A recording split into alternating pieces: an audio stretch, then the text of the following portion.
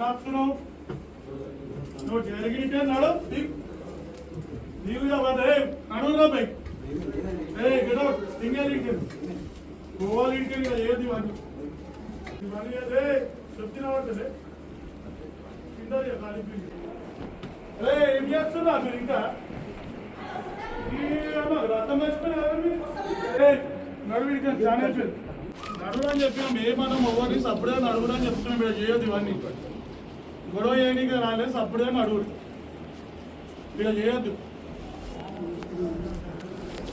వేరే చెప్తున్నా అర్థమవుతుందా మీకే అందరికి రికార్డ్ చేస్తే చేసుకో ఏం పర్వాలేదు డైరెక్ట్ తీసుకో వీడియో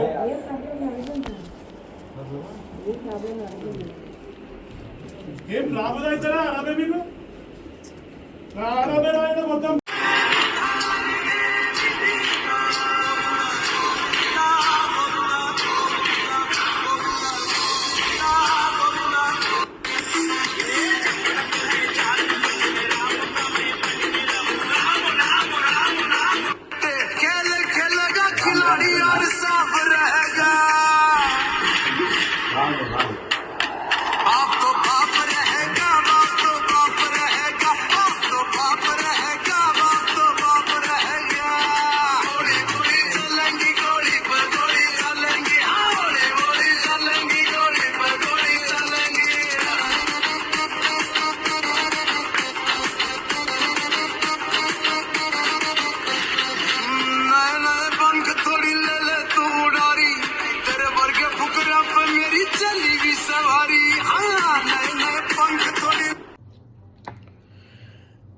ఈరోజు తెలంగాణలో బీజేపీ గవర్నమెంట్ ఉందా కాంగ్రెస్ గవర్నమెంట్ ఉందా అనేది అర్థం కాని పరిస్థితి కనబడతా ఉంది.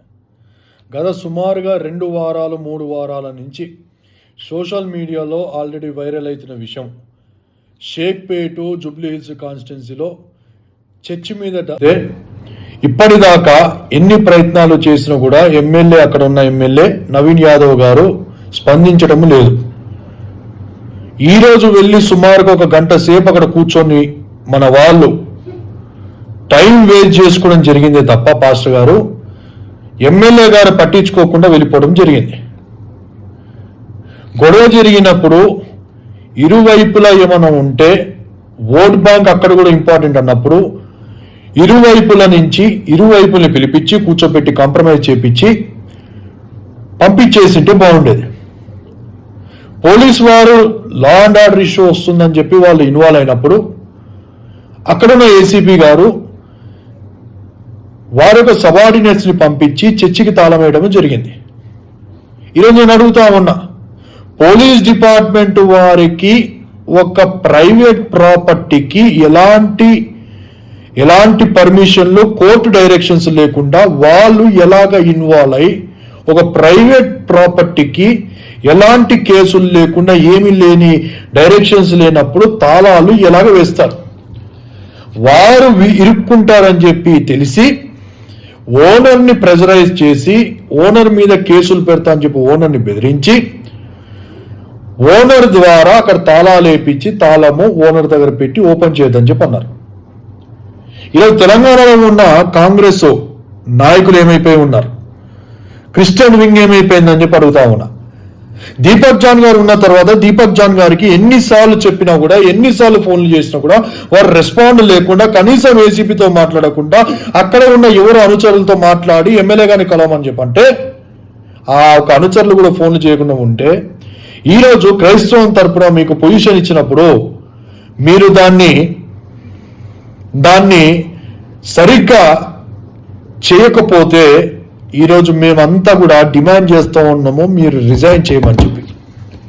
కేపబుల్ పొటెన్షియల్ ఉన్న వ్యక్తులు ఎవరైనా ఉంటే రేవంత్ రెడ్డి గారు, శ్రీ రాహుల్ గాంధీ గారు, పైన ఉన్న పవన్ గారు ఎవరైతే ఉన్నారో వారిని మేము రిక్వెస్ట్ చేస్తూ ఉన్నాం. కేపబుల్ పొటెన్షియల్ ఉన్న వ్యక్తులు, కమ్యూనిటీ పట్ల భారం ఉన్న వ్యక్తులు, పోరాటం చేసే వ్యక్తులు ఎవరైనా ఉంటే అట్లాంటి వారికి పొజిషన్లు ఇవ్వండి.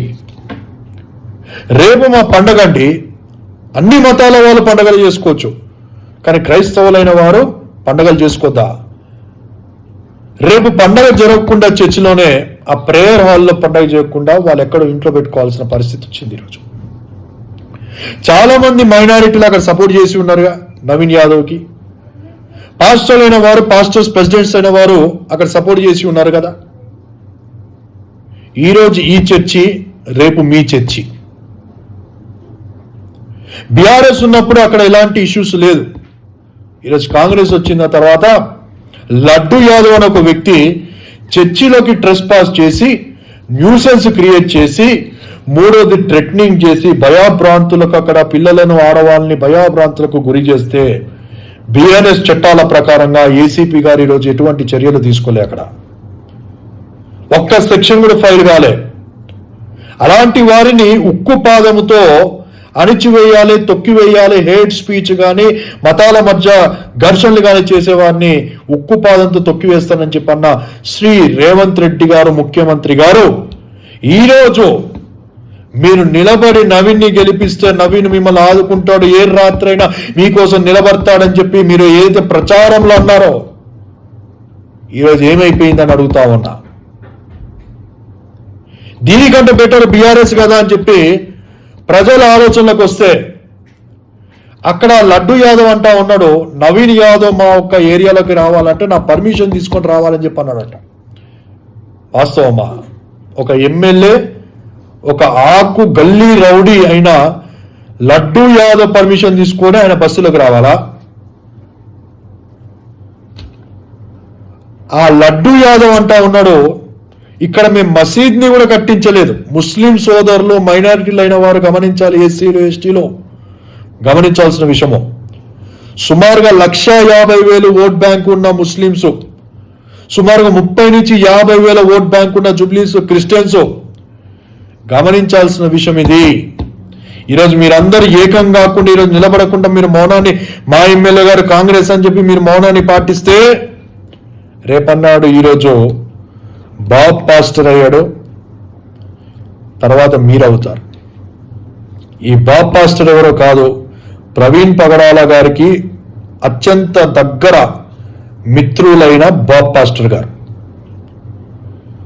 ఆ రోజు ప్రవీణ్ పగడాల గారు 24కు వెళ్లాల్సింది ఇతనితోనే, వీరిద్దరు కలిసి వెళ్లాల్సింది. క్రైస్తవ సమాజం గమనించాలి, రేపు ఫ్రైడే అక్కడ చర్చ్ బంధు, ఎవరింట్లో వాళ్ళు ఆరాధన చేసుకోవాల్సిన ఒక దుస్థితి ఈరోజు జుబ్లీహిల్స్ కాన్స్టిట్యున్సీలో అయింది. రేవంత్ రెడ్డి గారిని నేను అడుగుతా ఉన్నా,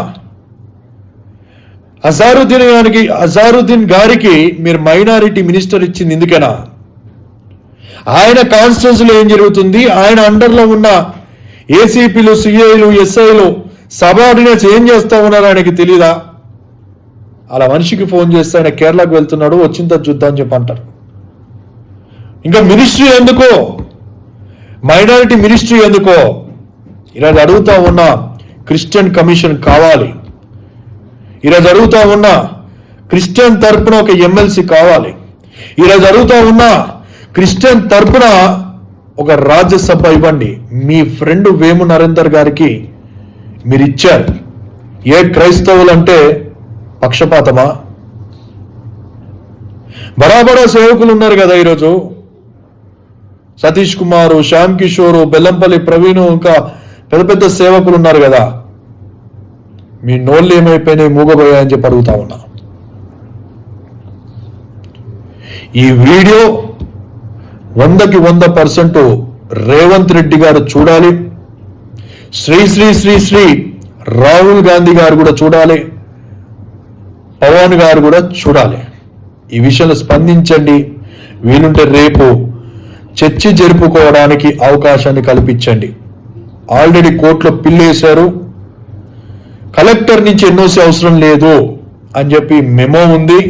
still film Nagar ACP collector నుంచి పర్మిషన్ తెచ్చుకుంటేనే మీరు నడిపించుకోండి అని చెప్పి బల్ల గుద్ది చెప్తా ఉన్నాడు. ఈ విషయంలో పిల్లేసాము, ఖచ్చితంగా హీరింగ్ వస్తుంది. ఏసీపీ గారు కూడా రేపు ఖచ్చితంగా వచ్చి న్యాయస్థానం ముందు ఏ ఒక్క మెమోతో, ఏ ఒక్క డాక్యుమెంట్తో మీరు బల్ల గుద్ది కలెక్టర్ పర్మిషన్ కావాలని చెప్పి అడిగారో ఆ జీవన్ పట్టుకొని రావాలి. మీరు న్యాయము అందరికీ సమానమే. న్యాయస్థానాల మీద మాకు ఇంకనూ నమ్మకాలు ఉన్నాయి. ఒక వర్గానికి లేకుంటే ఒక వ్యక్తులకు మీరు కొమ్ము కాస్తా ఉంటే న్యాయము మౌనంగా ఉండదు. ఖచ్చితంగా న్యాయం ముందు మీరు ఖచ్చితంగా నిలబడతారు. Thank you very much.